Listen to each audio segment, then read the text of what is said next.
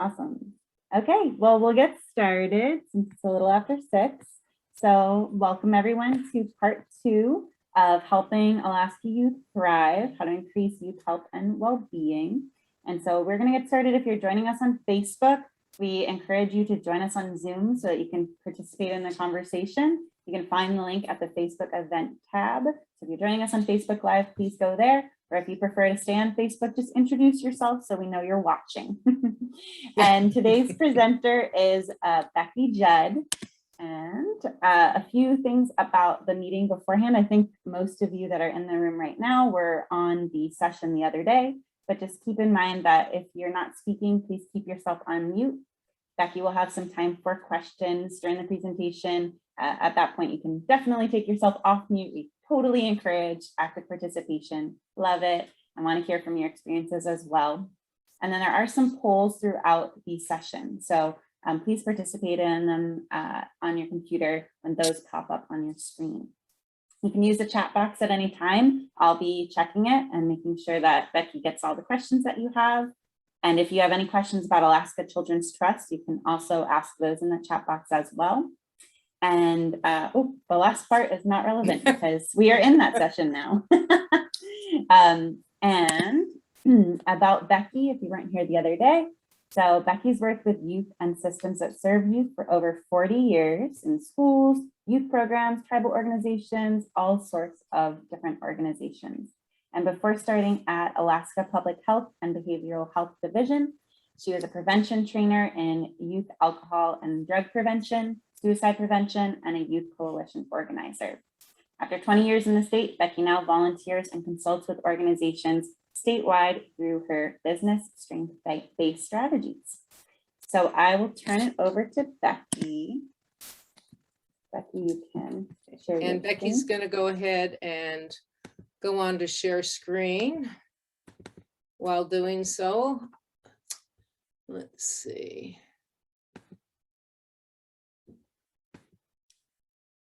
There we go. Well, welcome everyone. And it's just good to see the folks back again. This is a chance for me to, I used to do these kinds of workshops a lot, but since I retired, I haven't been, but with the new data that we were able to analyze, there's been a real ask of put that data in context for us and what can we do after we know this? And so I got to dig back through some of my old work, and most recently at the Public Health Summit, I pulled together a lot of the resources related to protective factors, and it's in a document called More Matters. And there's a link to it.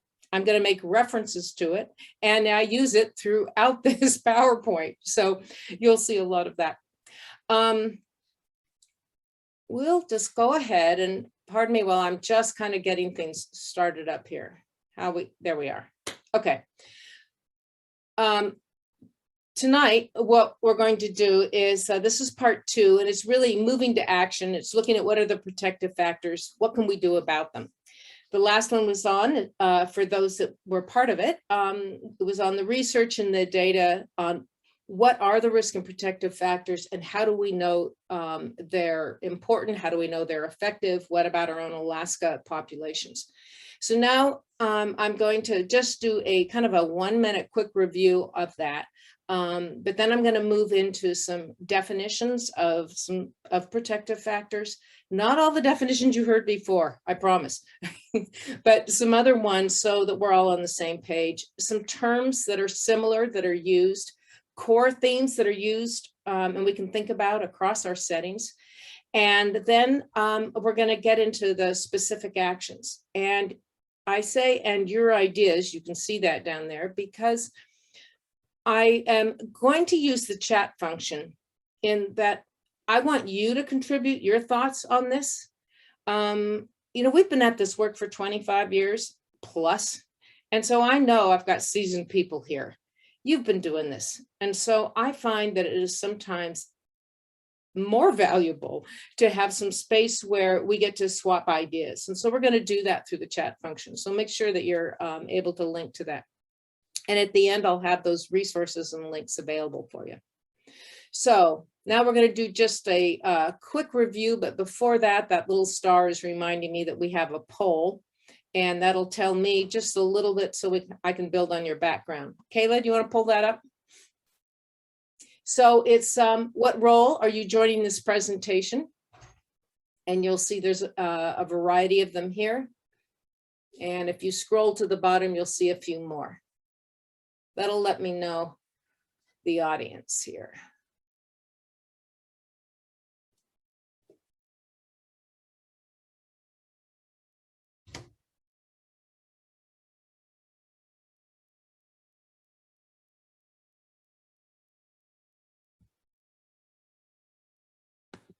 So seeing what are the other roles? We've got 3 of you in other.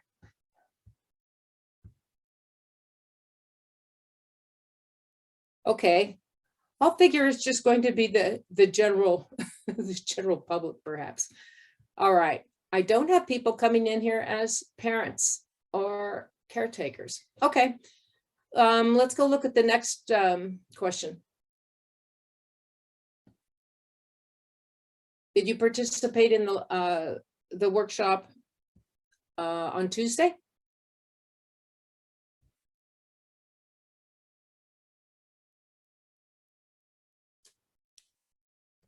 Okay, well then, I will slow down a little bit in my review because we've got half of you haven't. But let's see, let's switch over to the next question. How familiar are you with this concept of positive youth development?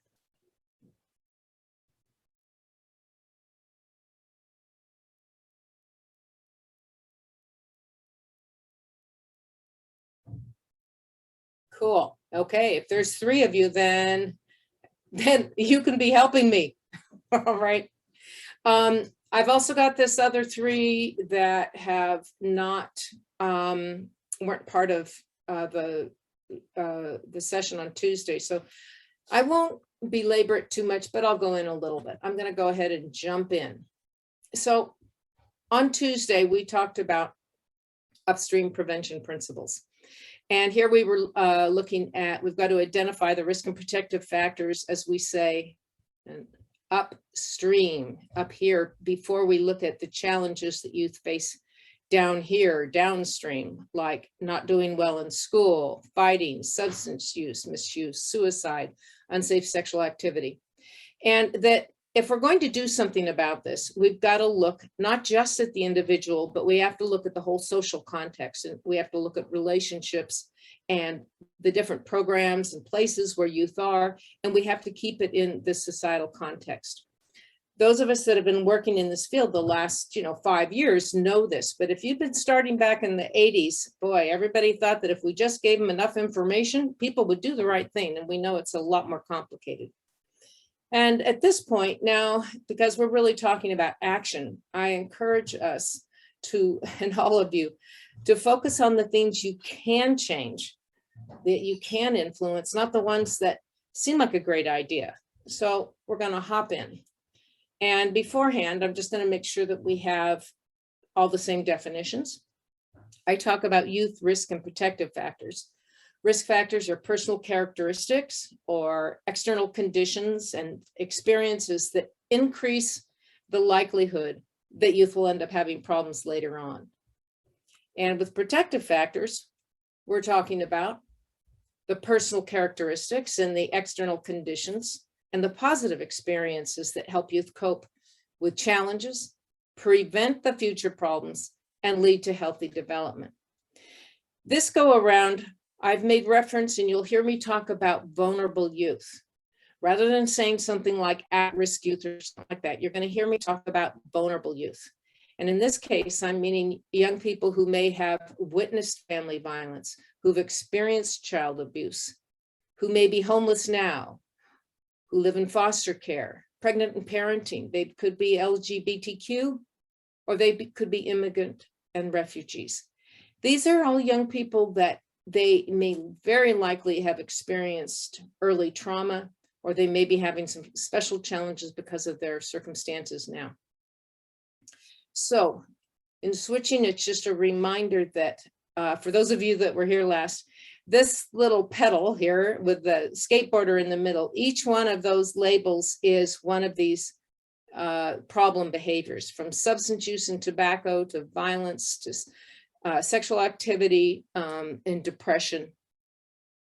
And then this is the reminder of we have to look across the spectrum of different sectors, whether we're talking about risk factors, protective factors, and what we're going to do about it. I also want to remind people that we're not just focused on preventing problems. We're looking at what can we do to focus on the positive. And in this case, for some people, they're talking, I want my daughter to have healthy friends. I want her to have respectful dating relationships, good grades, graduate from high school, go on to higher education or get job skills training, get a good job.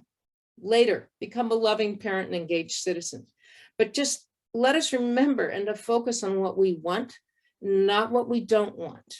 Because if we always focus on the prevention part, we sometimes lose sight of where we're headed. So the protective factors that we looked at last time, and we went through all the definitions, were these 7. And you'll notice here that we've got some of them are on the individual level, family, and in community. Family influences individual, community influences individual. But yet the ones we're going to be talking about today are, wait a minute, I've got to kind of close up my screen. It means I don't get to see you guys as much though. I have to see my own screen. I'm going to put a focus on supportive adults. What are the actions and things we can do related to that? Social emotional competence and regulation skills, and valuing and mattering to others. I'm going to pick those 3. I will mention some of these others, but I will not go into them as in depth because they are different settings, and there are specifics to each one of them, and there are people that do that work, and I'll refer to them.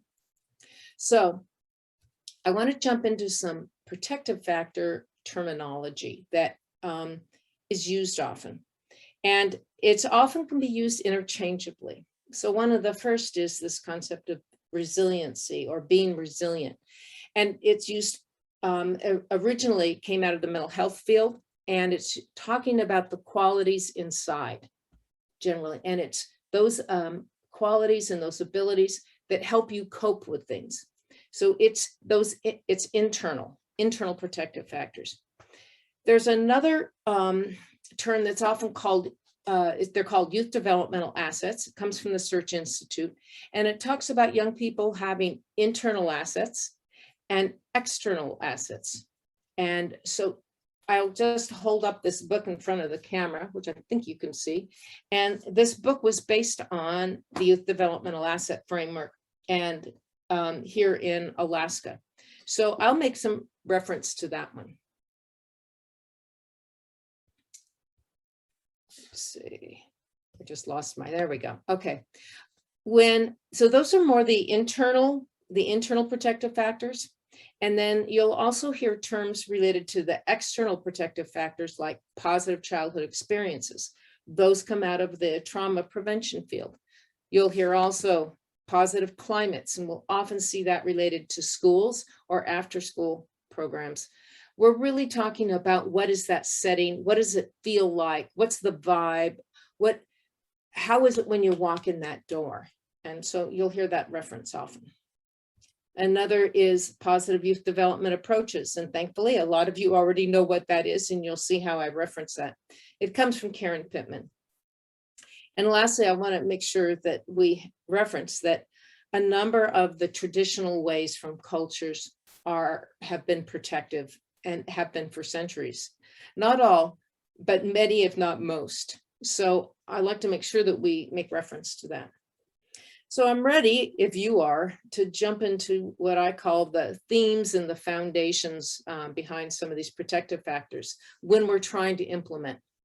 So jumping in, if I had a takeaway, and I hope that you can remember it, it's maybe this graphic. And I'm going to spend a little time on it here with you. So I'm starting with the setting, and it doesn't matter whether we're talking at home, at school, in an after-school program, at the faith community, if you're a coach. The question is, what is that setting? First of all, is it safe? Is it warm? Is it respectful? Is it welcoming to everyone? It's a feeling that you get. I used the term earlier, environment and kind of a vibe. Am I accepted just for who I am when I walk in? And that's something that we have to be very thoughtful about whenever we're thinking about how we're going to be helping support youth. Is just, what's the setting and what's that look like? The who is, as you can imagine, is the safe, supported, trusted adult. That's what we need. We can't have, whoops, that went away, sorry. I have a trigger mouse, as they might say. Anyway, the who is our supportive adult, and we're going to spend quite a bit of time talking about that. And the last one up there is the doing what and how. The doing what is generally what we get funded for. So whether it's job skills training or STEM-based activities, something with Boy Scouts, with youth courts, with climate action, that's often the what. It's often skills-based. It could be a Girls on the Run program, so you're learning athletic skills. The how is the big part, and that's the most important, because it's not always the what, it's the how. And the how is youth development, that it's a youth-developed, youth-centered based approach. So whenever you're talking with folks and they want to know, oh, what about these protective factors? What is it? If you needed to give them the big three, remember this one, okay? So I'm going to jump into this now, and I'm going to focus first on this idea of supportive adults. And again, it doesn't matter what the setting is. There are some principles here that we can use. And this is coming from the Search Institute, as I've got down here below. They had a nice frame for talking about, what do we mean by supportive adults? So what does that look like? I first want to say, I like this term developmental relationship. It's the term they coined, because it references that you just don't get to have a relationship with somebody, right? It develops over time. And as we trust each other and get closer. And it's also developmental in that as a young person matures, then the relationship may well mature. So let's look at some of these qualities, if my mouse will work. And then what does it look like from a youth perspective? Okay, so you'll often hear me talking kind of the first person as if I'm a youth. So I'll play that one with you. So the first one is, as a quality of what does a supportive adult look like, is that they show that they care.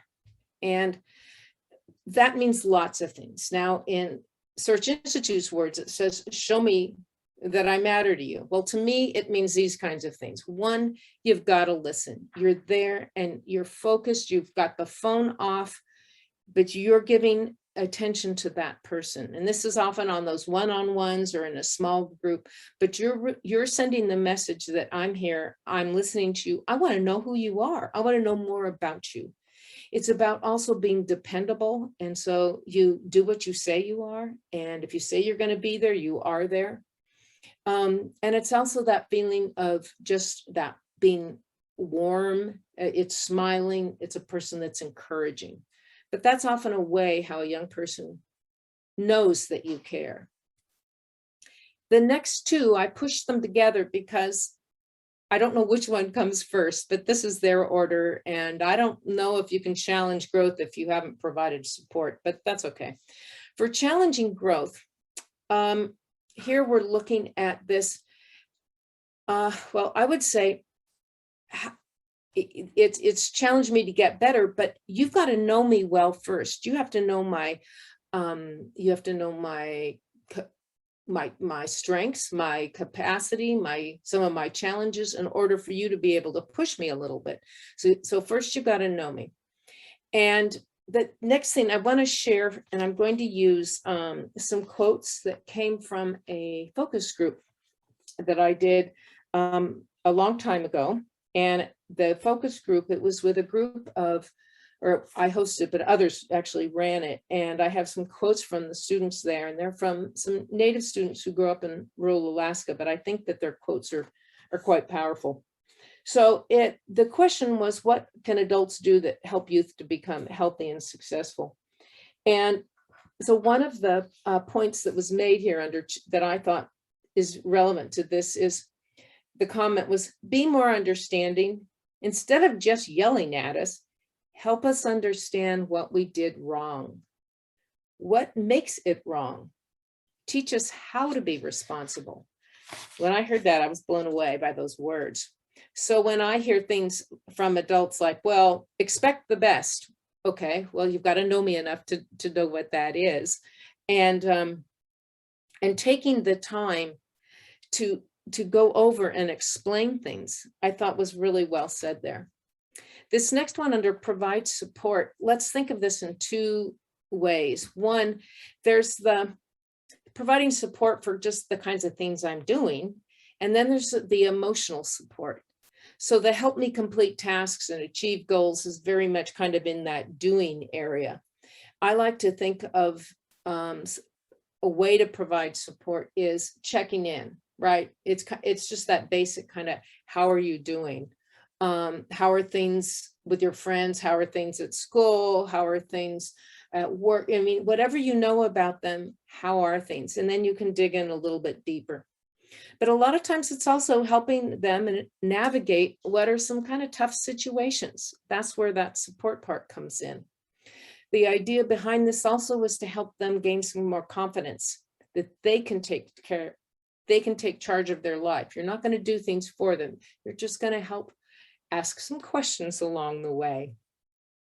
Another thing you might do in this one is in this area is to help set some boundaries for them and with them. So sometimes I'll say to students, okay, what are you going to say no to? You've got a lot of things on your plate. It seems like you could get stressed out. How are you going to say no? Or what are you saying no to? Or how much time do you want to give to this? Because I know you've got a lot of other responsibilities. So sometimes just asking those sorts of questions will help. The next one here, next quality is expanding possibilities. And this is, as you can read, connect me with people and places. Oh, wait a minute, it jumped to, I missed share power. Let me go to that one first. This is the one that is, treat me with respect, but it's also take me seriously. Make sure to get I want to have a voice and say in the things that are relevant to me. And work with me to solve problems. And don't do it for me. Again, it's do it with me. So that's that sharing power. A lot of the youth adult partnerships have that as a foundation. It's that sharing of power, creating opportunities for youth to be able to lead and also make mistakes and learn along the way. So there's this expanding possibilities. And I like that, what that young man said was, tell me what I did wrong and how I can help me figure it out, what went wrong. Under expand possibilities, there's two quotes from some students at that focus group. And this wasn't, I should say, not a traditional focus group that was anonymous. It was one where we were able to record it and they said, yes, please share. So I'm not breaking confidentiality. One of the comments was, expose us to the outside world so we can see our options. We need to see what we have choices of what we can do and opportunities to meet people who do those things. Expose us to people of different backgrounds and professions so we know what's possible. And so we can find out what it takes to get that kind of job. Help us network with a successful native and non-native people so we can have a broader perspective. Help us get job and find skills. So what I thought was powerful about this was two things. One, they're talking about opening doors. Help us open the doors so we know what's possible. The other thing was they're talking about social capital. Can you help us? Can you help us? Now, there are plenty of young people who are of privilege, who have access to these things. Not all youth do, right? So that's one of the things we can do as a supportive adult. I'm going to stop because that was a lot of talking. Let you see if you have a couple of questions or comments before I go into the What does this look like by sector? So unmute, or we can go into chat, and I'll look at my chat as well here. Any questions at all?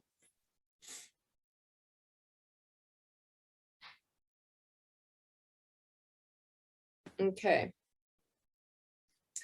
I will look at what can we do depending on what setting we're in.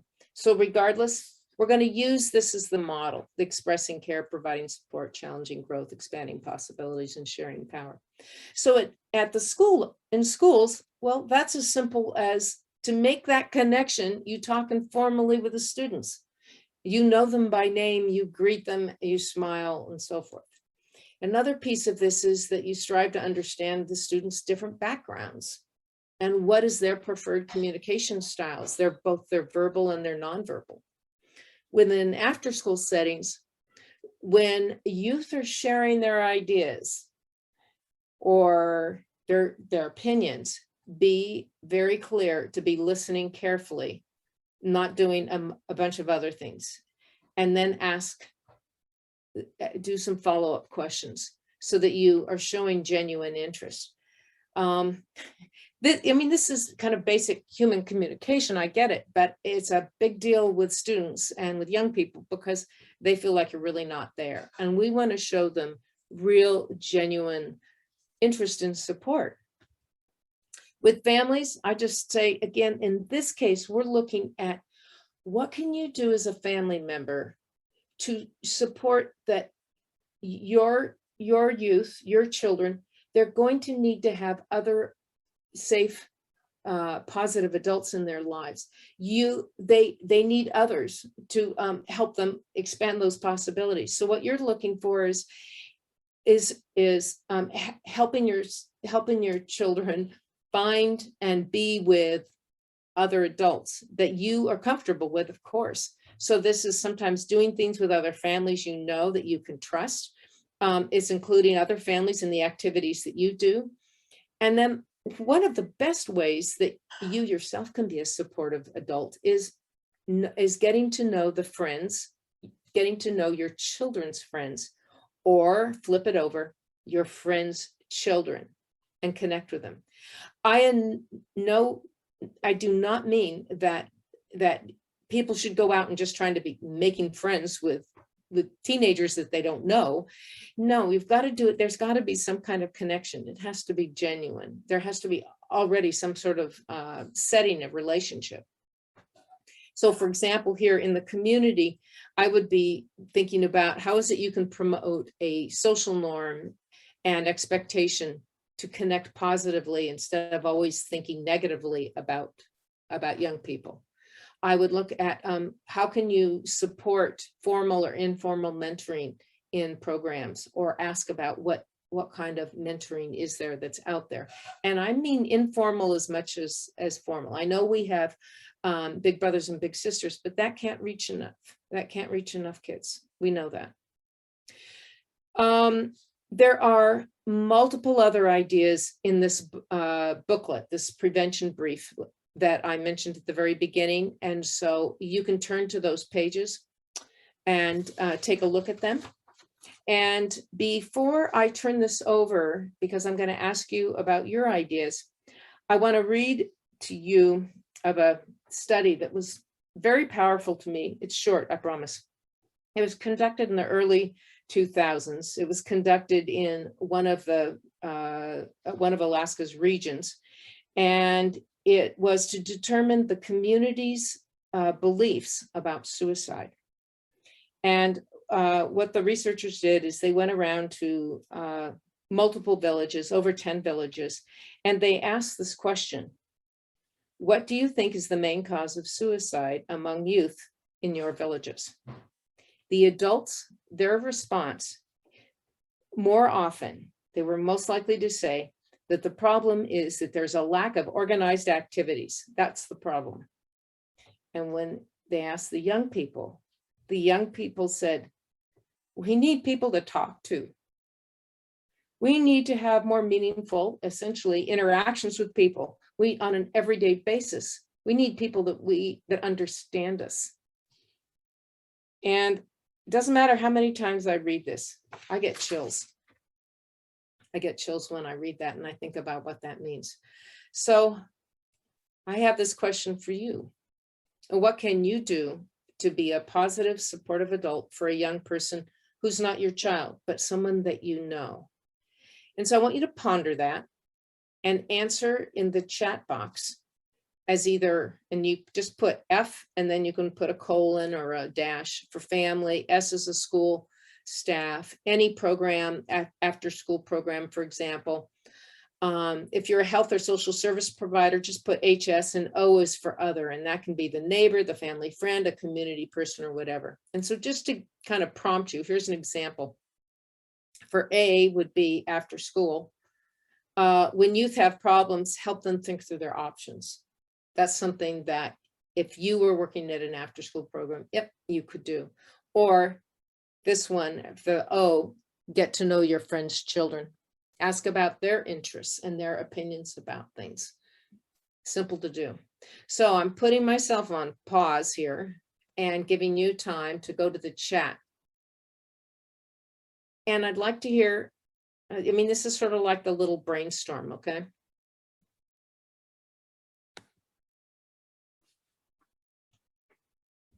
So I'm going to be quiet so I can just read your things too.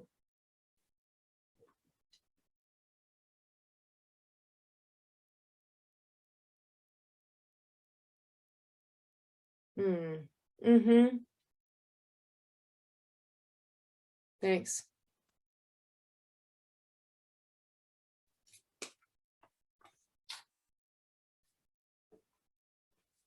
That's a good example.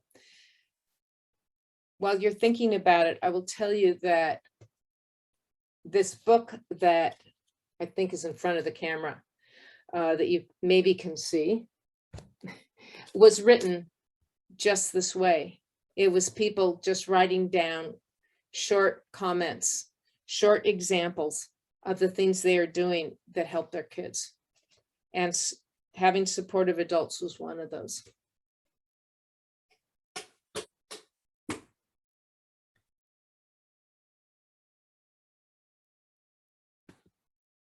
You guys are so quiet. Come on.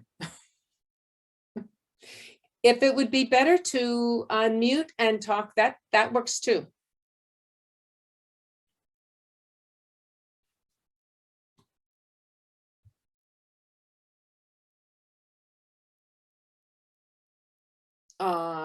That's a great one about going out and go camping. Yes, the more we can get young people out into nature. Yeah. I think back fondly of some of my stepdaughter's friends that came with us on some of our camping trips, and just the joy it was to watch them all do some kind of hard stuff. And of course, there were a lot of tears, but afterwards they all felt pretty good about it. Becoming a Girl Scout troop leader. Wow. Well, that's biting off a lot. And that's great if you can, if you've got that kind of time to do so. I know that is a huge commitment and much appreciated.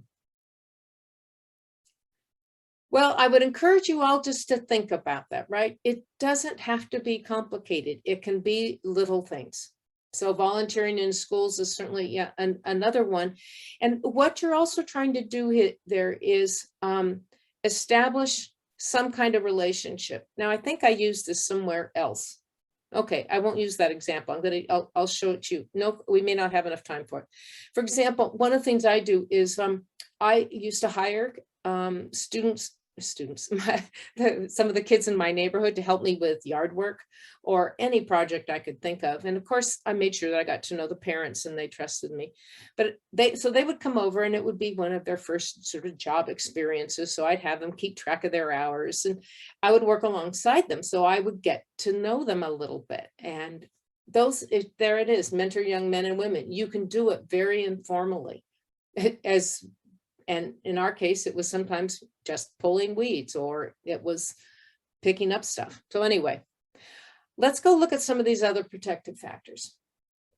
And I'm going to switch to now, first of all, let me close the chat here for myself, is the concept of youth development. And since most of you already know it, I won't spend quite as much time, but the concept of positive youth development is that you're focusing on youth's capacities, and you're looking and you see them as these are resources to develop, not problems to fix. And this is youth development is often summed up by this quote from Karen Pittman as a reminder to people that problem-free is not fully prepared.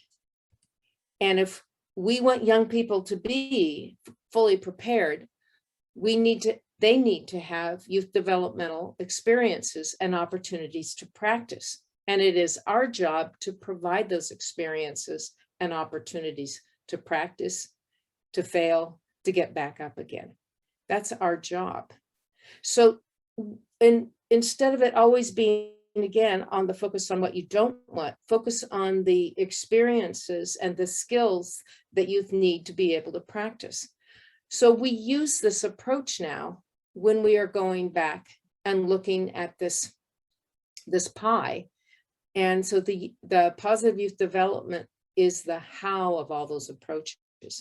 So just some bullet points on this. It's focus on capacities and strengths. It begins with a supportive, respectful, caring adult who has as their belief these three things. All youth are capable and are to be respected. They must have a voice in the decisions that they make and choices on the different roles that they play in activities, and that they have opportunities for building different skills, leadership, to contribute to things, whether it's at school or out in the community, or even there right in that particular program or at home, and expand horizons. If this sounds pretty familiar, there's a good reason for it. It's because these protective factors, they all overlap so much with each other. It sometimes feels like it's artificial that we're trying to, make them distinctive, but they overlap.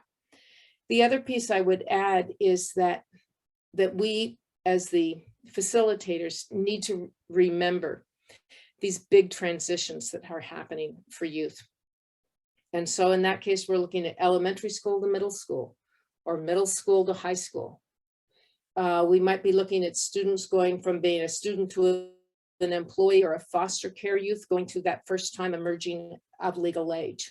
Or it could be youth who are experiencing instability in their family. Regardless, if those youth that are most vulnerable, if they are also experiencing those transitions, they are going to need extra support, lots of check-ins. So in this case, I'm now going to shift from the PYD focus to, if you've got this safe environment, if you've got the supportive adult, if you are building skills with a PYD focus, then you can build these internal assets, or as we call them, protective factors, because they develop a sense of confidence because they're trying things out and they're finding a little bit about what their capabilities are and what they can do, a sense of a new identity potentially, and the sense of valuing and mattering. So again, that's the graphic I'm hoping you'll hold on to. So we talked about skills, and I'm going to shift to the social emotional skills and emotional regulation in particular, because youth who've experienced trauma are the ones who are least likely to have the emotional regulation skills. So as a reminder, because there were a few of you that weren't part of the Tuesday session, emotional management or regulation, it's part of the overarching skills related to social emotional learning. And emotional regulation is the ability to manage one's emotions and your behavior. It's able to control your impulses, behavior, and be able to solve problems constructively. So that's kind of a nice, succinct definition there. When we look at what are the actual skills, so for the ages 12 to 18, and that's the adolescent time frame I'm looking at. Again, I've said before, we're looking at I am aware of what I'm feeling. I'm pretending I'm the youth now, and I'm learning how to deal with those feelings, how I'm going to manage them. All right, we're talking about impulse control and all the different ways we can manage stress. It means that you can make decisions under pressure. And heavens, once we get into middle school and high school, there's lots and lots of peer pressure. There's a set of cognitive skills of being able to problem solve, be able to sort out what the consequences are, set goals and commitment. And you can't do that unless you can focus, unless you can move those distractions away and focus on, and basically it's managing your emotions. You can't do that unless you've taken care of the first two up above. And the last two here are the relationship skills to be able to make friendships, maintain them, and be able to deal with conflict. And then the other part here is related to empathy and concern for others, and that awareness, it becomes a part of the factor of how you make certain decisions. So if we were to go into actual examples, which is, I know what we all want to be doing, let's do that. But first, it's this reminder, whoops, it went away, that all these skills, the way they are taught is really by modeling. It is by what we call co-regulation. If I am trying to teach one thing, but I act another, everyone sees right through it, and especially youth. They see right through it. So I have got to model that myself. And I think one of the best examples of co-regulation is what happens with little ones, with our babies. They feel our stress, right? And they can get very cranky when we're cranky. And the more we can also calm down, then the more they reflect that. So big stars for the co-regulation. So we're going to look at what are things we can do in the family. And I know we don't have people here with family, so I'm going to move through these a little faster, but it's modeling, as I just talked about. The big deal is having a structured home setting with routines and expectations. It has to be predictable. It has to be safe. There's no way youth are going to be able, or children are going to learn these skills if it's an unpredictable environment. And here we're talking about activities that focus attention. And so those could be examples of teaching beading or sewing or carving or fixing something or cutting fish. It's anything that requires attention, and obviously putting the phones away. The other piece, of course, is the emotional development. And here we're talking about not only acknowledging their feelings, but asking them how they're feeling. And they may or may not have the language for it. So you may need to prompt. It looks like, are you feeling this? It kind of seems like, you can couch it that way. The other thing is reminding them that they have a sphere of influence. They can't fix everything, but they can. It's just like, we often say, I can't change what happened, but I can look at how I respond to it. And that's an important lesson for children to learn. The big thing that I think families can do, and I think we can do this across multiple settings, so I'll take a little more time on this, is what I call finding this, brainstorming the stress busters. So those are the things that you can do quietly, or the things that you can do with friends, or you can do with family. They could be doing things that are physical. So it's whatever it takes that helps the person calm down, to slow down, to get back into the body so that they can deal with if they're in reaction mode. We need them to kind of calm down and to be able to then be able to go back and to be able to focus. So what are all those? There are a variety of wonderful activities, and I do make reference to some of those and some tools for that. Linda Chamberlain, in her work related to brain-based stress reduction, she has lots of ones using pressure points, etc. So if we take that idea of what we can do in the family, we can also do some of this in classrooms and after school settings. So That may mean that students are a part of the creating the rules, expectations, and consequences. And that you encourage the students to identify, express, and when I say assess, the reason why I say assess their feelings is put a number to it. And the very act of having to stop, name, and assess it. Am I on a 5? Am I a 10? Am I an 8? You know, that moves one into the cognitive space, out of the reactive. Have them identify and practice their own stress management skills. We just talked about that, but I would also add there are schools and after-school programs or places that are using different mindfulness practices to help the students tune out the distraction, move into focus. A lot of it has to do with just settling and breathing. There are there's a lot of examples of that going on in Alaska, and some pilot projects too now that are really quite exciting. Provide opportunities for, as we say, critical thinking and teamwork. You've got to go beyond the surface, because we really want to get that brain to be having a chance to exercise and think and be reflective. Some resources here are, if you go to the Association of Alaska School Boards, onto their website, look up social emotional learning.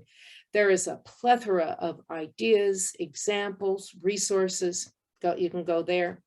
The After School Network also will talk about SEL, and the Anchorage Youth Development Coalition has some training that is available. And for people who live outside of Anchorage, I don't know if it's online, a digital, you might be able to join as well.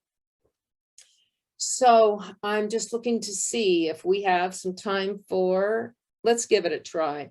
What can you do to build social emotional skills in youth? And if you can go to the chat and let's see if you've got some ideas.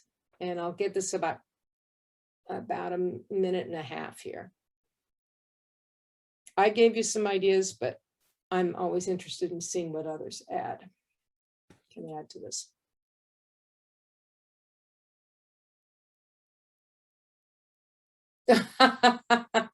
I wish I knew who that commentator was. Yes, of course, the protective factors are like a web of support and like a dream catcher that filters out the nightmares and lets the good dreams come through. That sounds like Derek Peterson. I'm smiling. Yes. Yes, yes. Thanks. I recognize that voice. How about others? What are some other ways?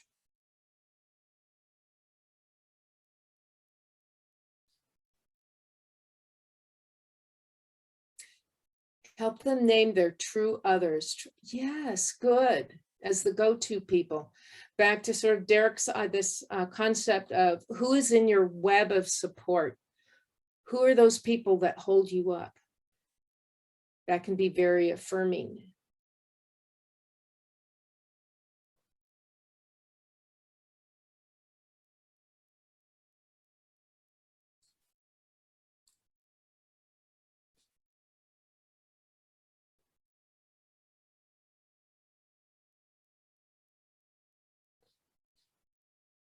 Well, this is why workshops in person are so much more fun, right? Okay, I'll go ahead and move to some of these, the other protective factors. The next one is, whoops, let's get this here, is mattering to others. And this is this sense of that a young person feels valued. And it's feeling valued really to other people, and to not just one person, but to a broader range. And I like to think of this particular protective factor as a signal factor, because you can't teach it. You don't teach somebody to be valued. You can't give them a button and say you're valued. It doesn't work that way. It's more, and the only way I can describe it is kind of like plant ecology. If a A plant develops and then it fruits, it has flowers and it fruits. That's a signal for the presence of certain environmental conditions, that there was enough water, that there were enough nutrients, that it was the right developmental conditions for that, for the fruit, for the flower. So in this case, the right conditions in order for a young person to feel like they matter is, this is going to sound very familiar to you, they've got to feel safe. Students have told us this when we've asked them, what does it mean if you matter to others? And they have literally told us that one of the things that's important is they have to feel safe in an environment. That's how they know they matter to others, is people are making sure they are safe. Of course, there has to be connection and support. They've got to have voice and choice. And this idea of mattering to others, this piece of having a role and being able to contribute is a major piece. It's this sense and belief that I can make a difference. I can make a difference. I can help. That what I have to say, that my opinion helped to make something better. So this anything that we can do that helps young people be able to have voice and that they can contribute, those are the kinds of things that will help lead to feeling valued and mattering to others. Now, for time's sake, I'd be asking for ideas from you guys, but I'm not going to because I can see what time it is. But I'm just going to jump fast into this examples of what can be done by settings. Support groups that focus on helping others in schools, diverse representation on the student advisory committees, after school programs, make sure that you have youth-centered practice where those voices and opportunities for leadership and again, contribution, lots of youth adult partnerships. Is it possible to have peer leaders, peer educators, peer outreach workers, peer-led social justice efforts? What can you do to support that so young people are getting those chances to get out there?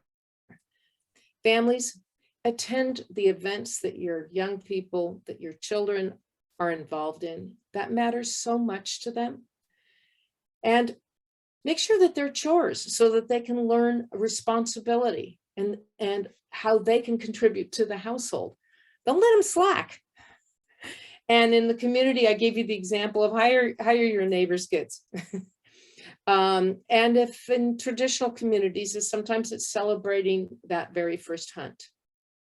We're going to skip your other ideas just because of time, and I'm only going to touch upon the other settings.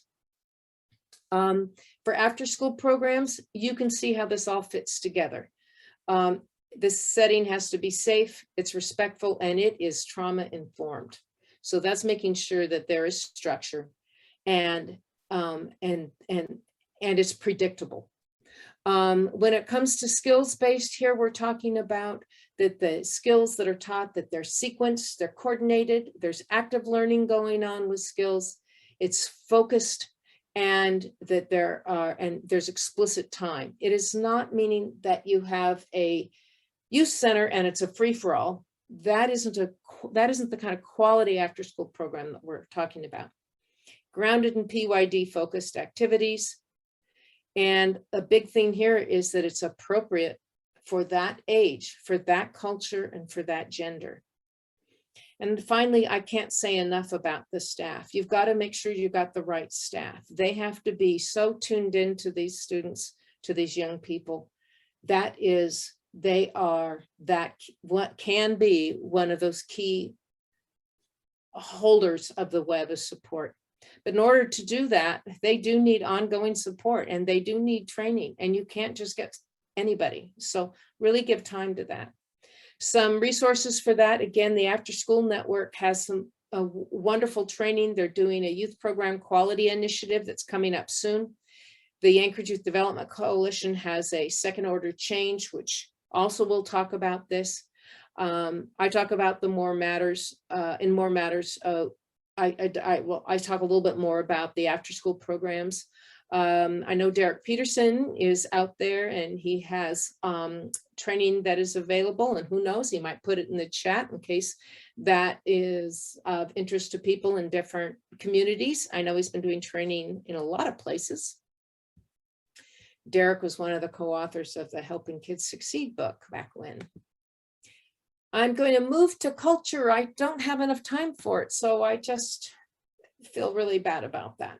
I will say this, and I'll just go through this. While we know that cultural identity is that feeling that you belong to a group of people like you, and it's everything about our very way of living. For many youth, culture is the very foundation of their identity. It's their learning style, and it's their way of communication.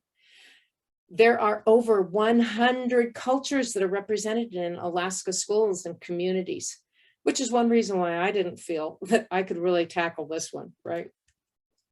So I'm going to skip this and just make reference that there are some wonderful resources related to cultural sensitivity, being more responsive specifically.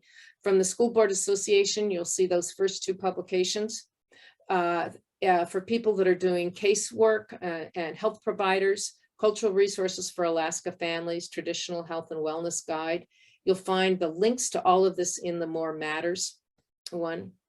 I would emphasize that, you know, at a community level, support the opportunities that there are for youth and adults to come together for cultural activities.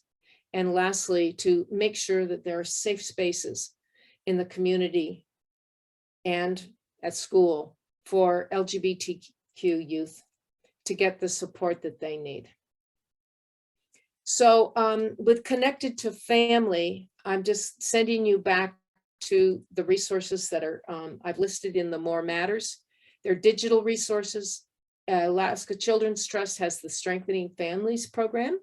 And then the Iowa State University has a Strengthening Families program for parents who have children 10 to 14. And that's been used in Alaska a lot. Here are the family-friendly resources. And Derek, of course, you recognize the top two, the digital versions that are now available. You can get from the School Board Association. They'll show you the link. And so the book has been updated, but it is just chock full of ideas that came from Alaskans on what are they doing to build protective factors. So I've already spoken enough about, there is this resource. It's called More Matters, Strategies to Increase Protective Factors. And what I will tell you is that it's a compilation of the best practices and recommendations, personal actions across a variety of sectors that have come out of Alaska-based reports and work that's been done together. I'm thinking of Transforming Schools must have had 50 organizations and people contributing to that. And it has a lot of wonderful resources that aren't just about school, it's about community. So you'll find the links to this particular publication on the Alaska Children's website, as along with these resources as well. So if you wanted to know what are the risk and protective factors and the research behind it, it's there. Here's Charles Udemul's analysis of the YRBS that shows the strength of protective factors. Whoa, okay.